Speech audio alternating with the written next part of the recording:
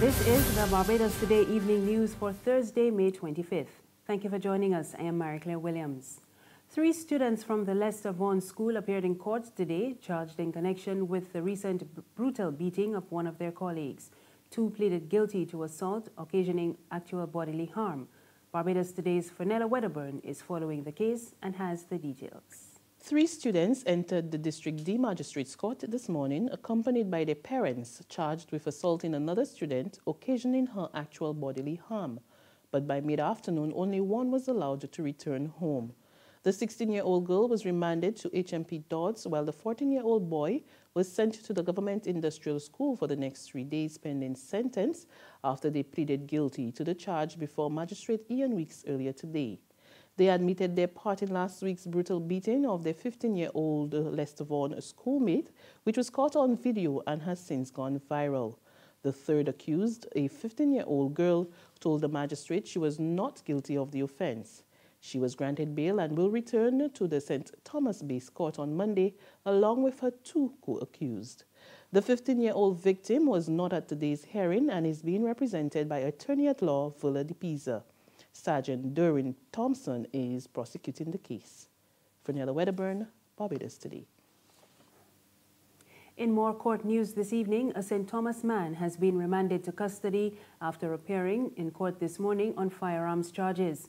Roger Ricardo Hudson of Welch's Terrace, St. Thomas, was charged with unlawful possession of a firearm and unlawful possession of 16 rounds of ammunition. Police made the discovery when they executed a search warrant at the residence of the accused on Monday, May 22nd.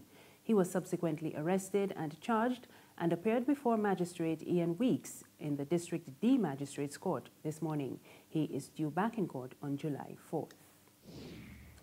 The organization representing real estate agents and valuators has added its voice to concerns over the issuance of tax clearance certificates. The Barbados Estate Agents and Valuers Association warns that the suspension of an estimated $221 million worth of real estate-related transactions by commercial bank had the potential to send the sector back into a recession. And President Paul Allen tells Barbados Today the situation is very serious. Earlier this week, the Bankers Association said they were forced to suspend transactions due to a lack of clarity over the issuance of such certificates. Under the amended Barbados Revenue Authority Act, individuals and businesses must be fully paid up to all branches of the state before they can obtain a certificate.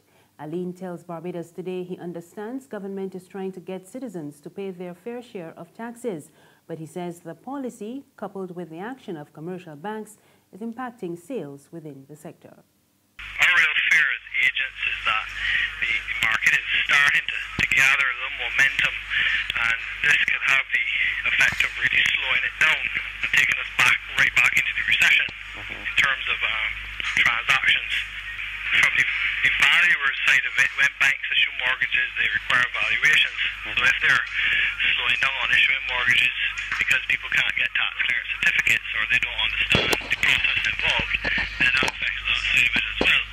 So it's the salespeople and the valuers, that whole segment of the market is going to be badly hit until the dust settles and everybody knows how to, react going forward.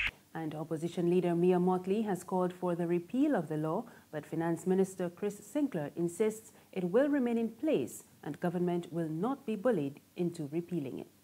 There's regional and international news after this short break.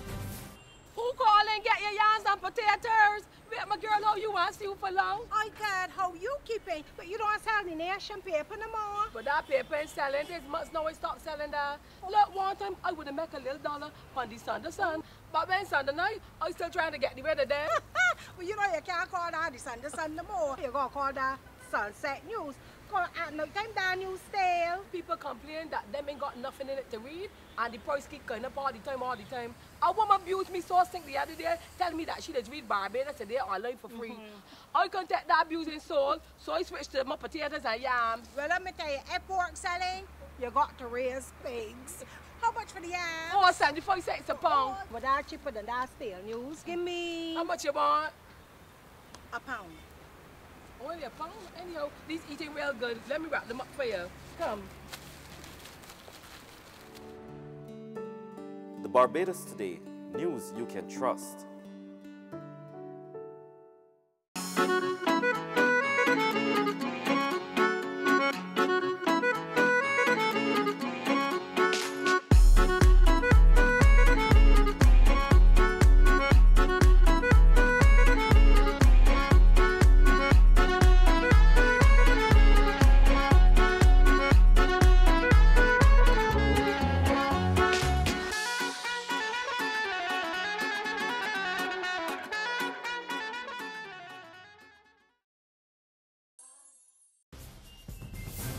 Thank you for staying with us, and we're back now with news from the region. A new report from the Pan American Health Organization shows that progress in the elimination of mother-to-child transmission of HIV and syphilis in Latin America and the Caribbean has slowed.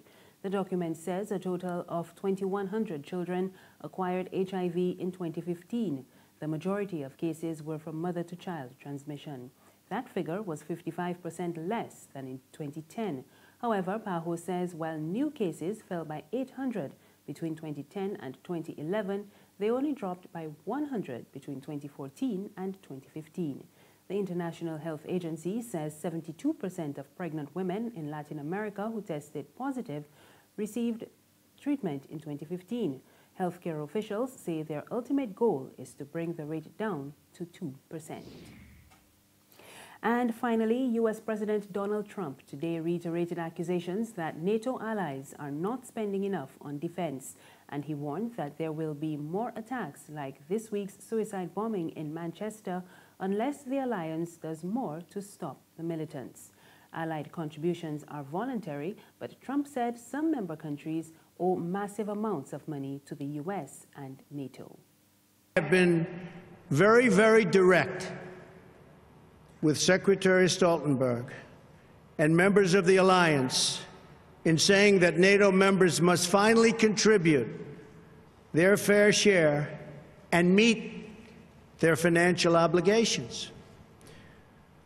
But 23 of the 28 member nations are still not paying what they should be paying and what they are supposed to be paying for their defense. This is not fair to the people and taxpayers of the United States. And many of these nations owe massive amounts of money from past years. We have to make up for the many years lost. 2% is the bare minimum for confronting today's very real and very vicious threats. And that's the news this evening. Remember, you can get more on our website, www.barbadostoday.bb. You can also subscribe to our e-paper, email updates, and like us on Facebook. We're on Izumi Media in bus terminals and Screenplay at supermarkets and gas stations near you. You can also tune into Mix 96.9 FM for more news. I am Mary Claire Williams. Have a good evening.